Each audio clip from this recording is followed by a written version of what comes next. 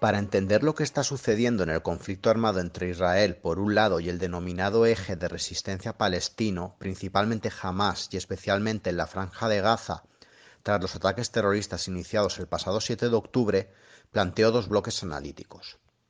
Por un lado, uno que reflexione sobre el factor operativo, donde destacar, aunque no se limita a, la fortaleza y la novedad de las oleadas de ataques que han hecho que jamás infligiera a Israel el mayor número de muertes desde casi un siglo en un par de días, más de 1000, además del doble de heridos y decenas de secuestrados y llevados a Gaza para usarse como moneda de cambio o para presionar al gobierno israelí. Por el otro, hay que analizar las consecuencias geopolíticas y el rol de actores clave para la región. Comencemos con el aspecto operativo.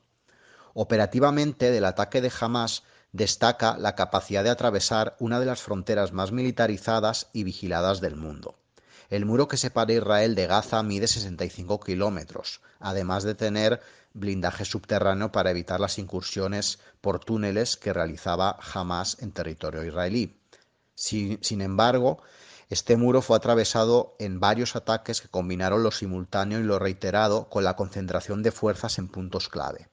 Por un lado, se optó por la masividad.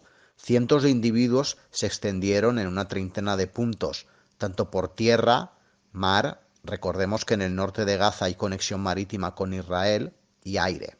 Esa incursión triple, terrestre, marítima, aérea, junto a la tendencia de las últimas semanas por parte de las fuerzas de seguridad israelíes a prever que los conflictos violentos se estaban dando y podrían continuar dándose en Cisjordania, podría haber distraído la vigilancia al menos lo suficiente en la Franja de Gaza para realizar todos estos ataques con una mayor capacidad.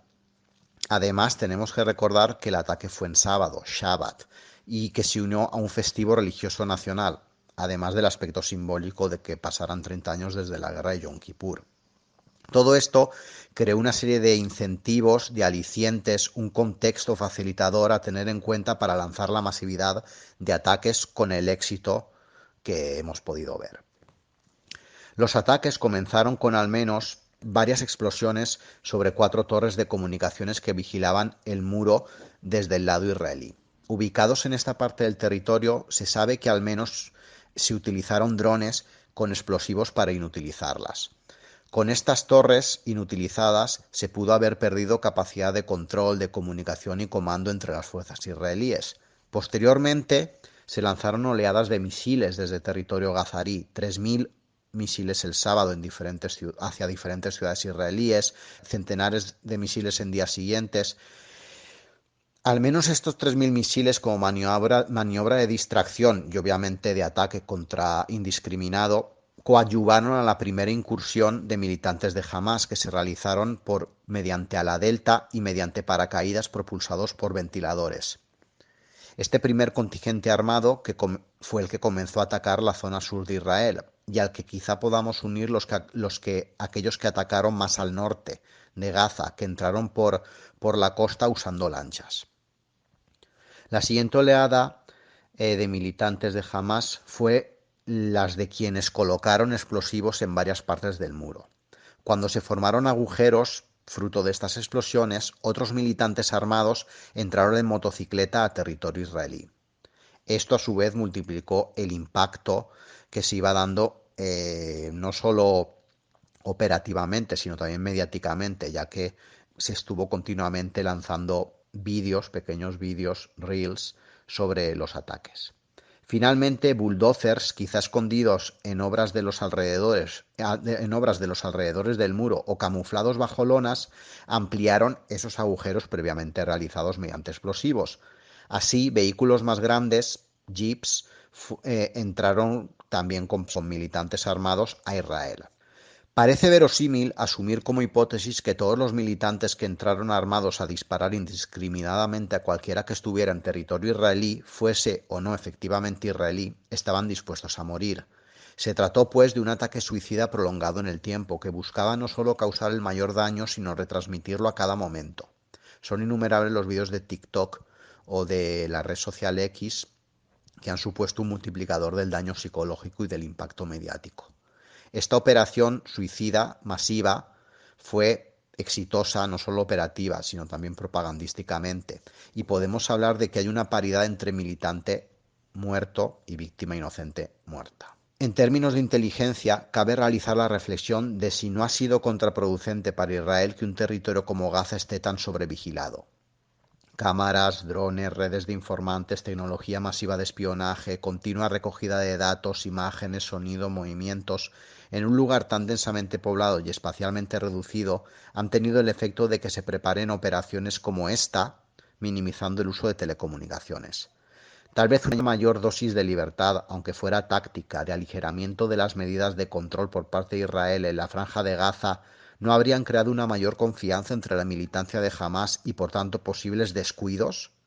O dicho de otro modo, ¿cómo puede vigilarse individuos que deciden limitarse a conversaciones interpersonales en recintos blindados a telecomunicaciones y en un contexto como Gaza, donde Hamás gobierna desde 2007? Recordemos, tras aplastar violentamente a la oposición palestina, puesto que Palestina no es Hamás y reducirlo a ellos es ignorancia o mala fe, y que se trata de un territorio, como digo, puesto al servicio de sus planes y silencios.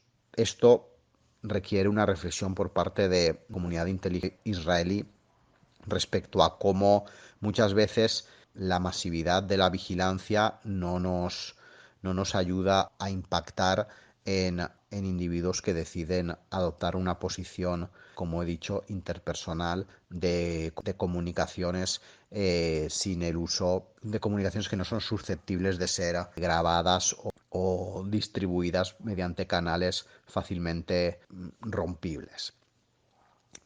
En cuanto al tema geopolítico, las cuestiones que suscita son igual o más complejas que el plano operativo.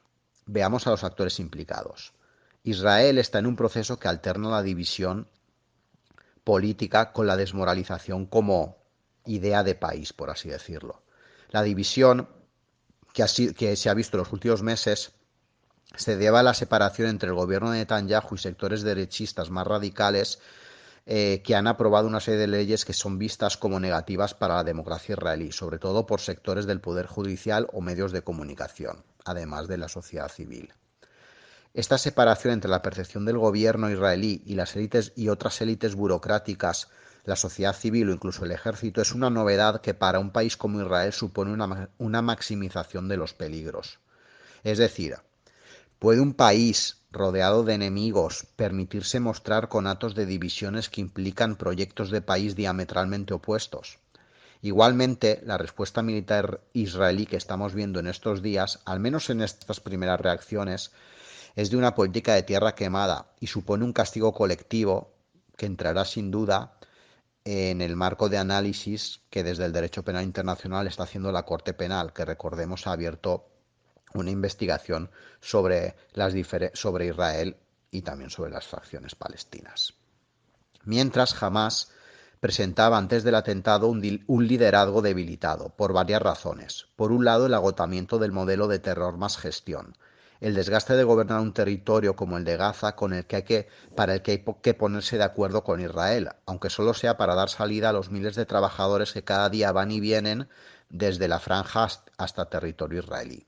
Pero también recordemos la iniciativa de la Yihad Islámica, otra de las facciones palestinas, en atentados recientes en Cisjordania, el favoritismo obvio de Irán a Hezbollah, grupo chiita y que es una prolongación de la política exterior iraní, o hechos como que la Autoridad Nacional Palestina sea vista como el interlocutor internacional válido en foros como las Naciones Unidas, deja muy poco margen para Hamás. Así que tal vez un atentado de este tipo sirva para recuperar su rol en el conjunto de entidades palestinas y forzar un cambio en la narrativa donde no solo se posicione el conflicto palestino dentro otra vez de un panorama geopolítico que hoy por hoy está regido por otros temas, como puede ser la guerra de Ucrania, sino también posicione a Hamás en una situación de liderazgo que parecía perdido. Sin embargo, debemos considerar que esta especie de órdago supone un juego casi de suma cero o de todo o nada, mejor dicho, puesto que las consecuencias de la legitimidad concedida por la comunidad internacional a Israel para que contraataque a Hamás puede suponer la destrucción de este movimiento. Habrá que ver, sobre todo, si el principal valedor económico y político de Hamás y de Gaza, es decir, Qatar, que presentaba señales de retraerse en sus entregas de dinero a fondo perdido a Hamás, pero que volverá a tener un papel clave en la reconstrucción de la zona, sigue apostando por el modelo de gestión gazarí de Hamás que ha llevado a estos resultados. Finalmente, las grandes potencias han mostrado sus cartas. Estados Unidos ha apoyado incondicionalmente a Israel, con cobertura diplomática junto a la Unión Europea y armamento, además de compartir inteligencia que permita circunscribir los ataques israelíes a individuos de Hamás. Otra cosa es que se haga efectivamente así. Además, Estados Unidos ha dicho que vigilará que países como Siria y sobre todo Irán no aprovechen la campaña en marcha israelí para apoyar o dirigir ataques en Israel o contra intereses israelíes en el exterior. No hay duda de que Irán se beneficia de esta situación bélica, no solo por debilitar al enemigo histórico Israel, sino porque con el acuerdo de paz entre este país y Arabia Saudita anunciado hace 3 semanas, unido a los acuerdos de paz y, en fin, normalización de relaciones diplomáticas de Israel con Emiratos Árabes, Bahrein y Marruecos, que se unen a los pioneros de Egipto y Jordania, que recordemos por décadas fueron los únicos países árabes que reconocían a Israel, hacen que la potencia chiita quede aislada. Ahora, sin embargo, estos acuerdos están en el aire a merced de cómo escale el conflicto Israel-Hamás y sobre todo el impacto en la población palestina. ¿Es factible entonces que el conflicto escale a una guerra regional o incluso una guerra que supere el ámbito regional y puedan verse en términos mundiales? Creo que eso dependerá de Irán. De momento creo que no es factible. Aún así, hemos de tener en cuenta que Rusia ha confiado de manera masiva en Irán para proveerse de logística y armamento, sobre todo de los llamados drones suicidas, en su guerra contra Ucrania. ¿Es posible entonces que Rusia a su vez se implique en el viejo nuevo escenario bélico en Oriente Medio, como hizo en Siria y como hizo cuando era la Unión Soviética, apoyando en proxy wars, en guerras por delegación a facciones, por ejemplo, palestinas? Si así fuera, en la actualidad, si sí se diera, dadas las circunstancias actuales, entonces la guerra tendría un flanco que superaría lo regional y se podría prever una implicación a su vez de Estados Unidos y de sus aliados. Esto supondría mayores cotas de imprevisibilidad en la región y, por tanto, en nuestros análisis.